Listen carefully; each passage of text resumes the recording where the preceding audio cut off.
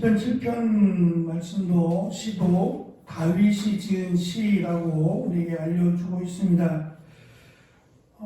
시편 7편의 말씀은 정말 다윗이 내가 죄가 없어서 나는 의롭고 성실하니 하나님 나를 판단해 주시고 나를 이 원수의 손아귀에서 구원해 달라라고 하는 내용을 담았지만 정말 다윗은 이것으로부터 자유할 수 있었을까? 특별히 3절과 4절에서 내가 이런 일을 행했다면 나를 땅에 짓밟게 해도 좋다라고 말하고 있는데요.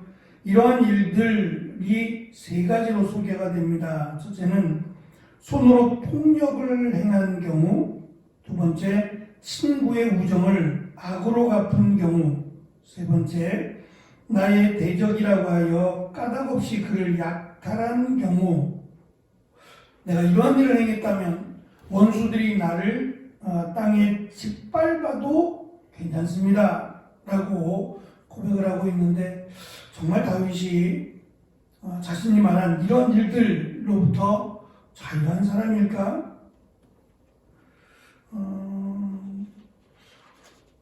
자유할 사람이 과연 얼마나 될까요? 특히 권력을 가지고 부와 명예를 가진 자라면 참 쉽지 않은 내용이겠다. 그렇다면 다윗이 왕이 되기 전, 그러니까 사울 왕에게 쫓겨다니거나 또 힘이 없는 연약한 상태에서 이 시를 지은 걸까? 라고 하는 여러 가지 고민이 되었습니다. 다윗은 자신의 어떤 상황이나 자신의 모습 속에서 간구하는 시도 있지만 그렇지 않고 이 시를 읽는 또 앞으로 읽게 될 후손들에게 주는 그냥 시이기도 하다라고 하는 결론에 이르렀습니다. 다윗이 지금 강조하고자 하는 것은 마지막 17절에 있는 것처럼 의로우신 하나님이라고 하는 부분입니다.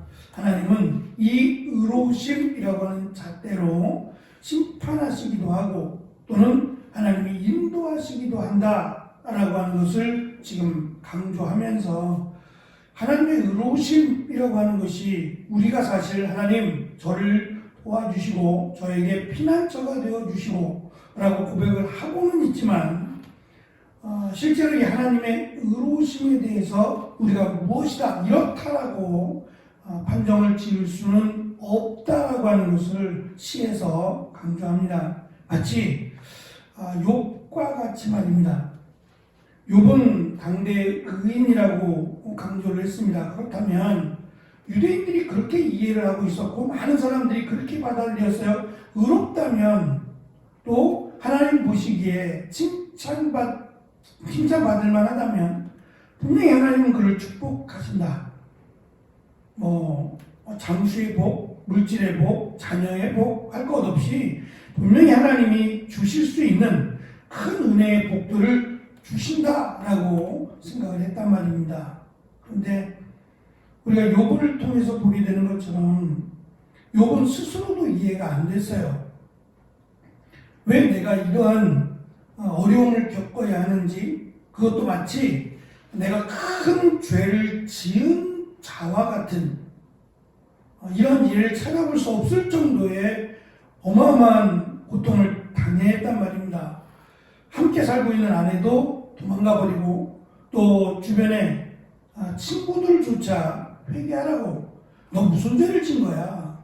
너 하나님 앞에 얼마나 큰 죄를 졌길래 이러한 시련을 겪는 거야? 라고 이야기를 합니다. 욥 스스로도 볼 때에 너무 당황스러워서, 하나님 내가 무슨 죄를 졌길래, 죄 앞에서 자유할 사람은 없지만 나는 이렇게 엄청난 재앙을 심판을 받을 만큼의 죄는 짓지 않았다고 말을 합니다. 그러면서 결국 욥기를 통해서 강조하는 것은 그냥 인과응보라고 하는, 죄를 졌으니까 당연히 이 죄에 대한 대가를 받는다? 틀리진 않지만 이것이 정답은 아니라는 거예요. 그 욥이 고백한 것처럼 주신 분도 하나님이시고 걷어가는 것도 하나님이시다. 그것이 꼭 죄로 인한 것이 아니더라도 우리가 하나님을 다 이해할 수 없다 라고 하는 것을 가르쳐 주는 겁니다. 오늘 10편 7편도 다윗이 자신은 이런 죄로부터 자유하다. 나는 죄가 없으니까 하나님 나를 이런 하나님의 심판 또 원수들의 대적 이것으로부터 마땅히 하나님이 구해 주셔야 되는 거 아닙니까? 라는 것을 강조하기보다는 우리가 하나님의 의로우심을 어떻게 다 이해하겠는가? 하지만 우리가 할 수 있는 일이란 하나님 앞에 의롭게 그리고 성실하게 살아가는 것 뿐이다. 하나님은 어떻게 인도하실지는 사실 우리는 모른다. 하지만 성경을 통해서 하나님께서 하나님의 백성들에게 가르치시고 또 말씀하신 것을 기초로 해서 살펴보자면 그렇다는 거예요. 그래서 기준이 하나님은 의로우시니까 하나님 우리의 피난처가 되어 주실 뿐 아니라 우리를 원수로부터 구해 주실 것이다 라고 하는 노래와 시입니다. 그러니까 이 노래와 시를 부르는 자들은 이 노래와 시를 통해서 자신을 돌아볼 뿐 아니라 그래서 마지막 구절에서 계속해서 이 회개할 것을 공면하는 것은 이 시를 외우고 이 시를 노래하는 이들이 그냥 자연스럽게 노래를 부르면서 자연스럽게 과연 내가 하나님 앞에 의롭게 살았는가를 돌아보고 혹시 내가 하나님 앞에 죄를 지었다면 당연히 회개함에 이르도록 하기 위한 다윗의 자신의 어떤 신앙의 고백이라기보다는 후배들을 위한 후손들을 위한 이 시를 담았다라고 이해하면 좋을 것 같습니다. 시편에서 다윗은 자신이 원수들에게 구원받기 위해 기도하고 원수들이 멸망당하기를 기도합니다. 이중적인 기도죠. 나는 복을 받기를 원하고 원수들은 멸망당하기를 원하는 기도. 이런 기도가 과연 합당한 기도일까? 그리스도의 사랑을 받은 자로 과연 이렇게 기도하는 것이 옳은 것일까? 예수님은 원수를 사랑하고 원수를 위하여 기도하라고 복을 빌라고 말씀하셨는데 그 말씀과 지금 이 다윗의 시가 위배되는 것은 아닌가 라고 하는 충돌이 생길 수 있습니다. 하지만 시를 쓴 목적은 이 시가 하나님의 의로우심에 맞춘 간절한 바람과 간구일 뿐이라고 하는 점이에요. 그러니까 이 시를 통해서 바울이 강조하고 있는 바울 신학이라고 말할 수 있는 오직 예수 그리스도를 믿음으로만 구원을 받는다라고 하는 이런 어떤 신학적인 부분을 담기보다는 말씀드린 것처럼 이 다윗의 시가 다윗이 그것을 이스라엘 백성들이 포로로 잡혀가고 그것을 믿었다기보다는 분명히 하나님의 역사 가운데 이스라엘 백성들의 모습 또는 인간들의 모습이 하나님을 떠나려 하고 하나님 말씀을 지키지 않는 이런 악함 속에서 늘 쉽게 접할 수 있는 시라고 하는 통로 또는 노래라고 하는 통로를 통해서 조금이라도 하나님의 말씀 가운데 또 힘들고 어려움 중에도 사실 노래는 쉽게 부를 수 있잖아요. 쉽게 다가갈 수 있는 이런 시나 노래라고 하는 도구를 통해서 간단하게 정말 간단하게 하나님은 의로우시다.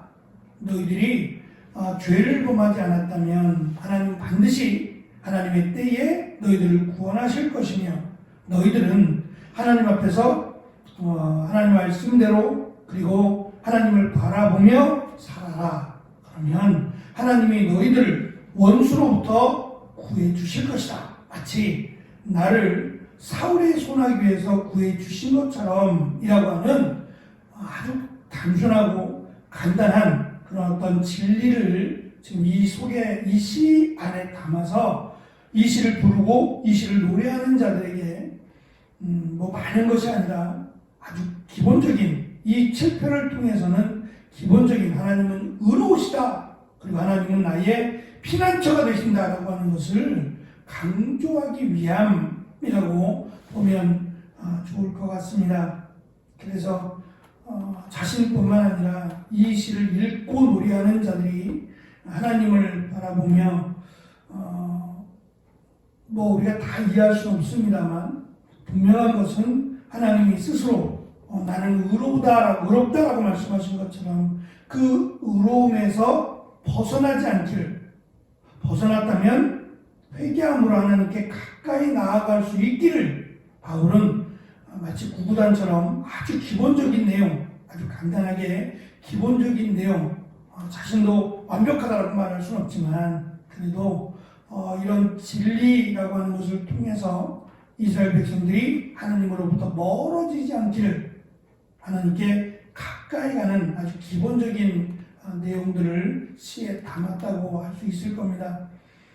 어쨌든 지금 1편부터 7편까지를 우리가 함께 나누면서 간구하는 또는 이 참여하는 기도를 앞쪽에 특별히 복 있는 사람은 이라고 이 복에 대해서 강조하면서 이 복이 무엇인지를 7편까지 강조했다면 그 복은 세상적인 복이 아니라 하나님을 알아가는 것을 지금 시인은 복으로 삼고 있고, 그 하나님의 말씀에 순종하고 또 하나님을 벗어나지 않는 것을 마치 시인들은 복이라고 우리에게 가르쳐 준 듯 보입니다. 실제로 그것이 복이고, 우리 하나님을 다 이해할 수 없고 때로는 왜 하나님 나를 이런 어려움 가운데라고 욕과 같이 고백할 수도 있을 겁니다. 하지만 중요한 것은 그게 하나님의 우리를 버림이라고 하는 것이 아니라 오히려 하나님께로 가까이 하게 하기 위한 하나님의 또 다른 은혜라고 받아들이라는 겁니다.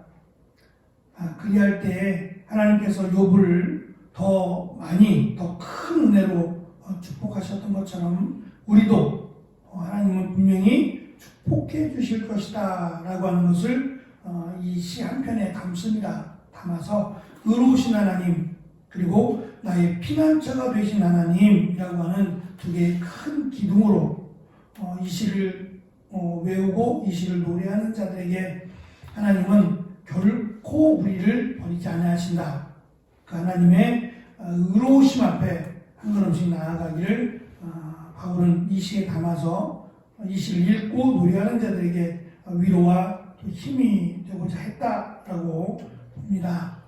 우리에게 주어진 삶 속에서 지나보면 다 하나님의 은혜죠. 근데 그 하나님의 은혜가 때로는 다른 사람에게는 왜 하나님이 나에게라고 이해하지 못하는, 또는 하나님을 원망하는 그런 모습으로 나타날 수 있겠습니다. 하지만 아이들이 이렇게 어릴 적부터 신앙생활하는 아이들은 확실히 다른 것 같아요. 하나님에 대해서 생각하고 그 하나님의 은혜에 대해서 생각하는 깊이가 분명히 다른 것 같아요. 그래서 하나님을 잠시 떠났더라도 이 주일학교에서 뭐 여름성경학교에서 뿐만 아니라 신앙생활 했던 아이들은 나중에 나이가 들어서 하나님께로 돌아올 확률이 훨씬 높은 것 같아요.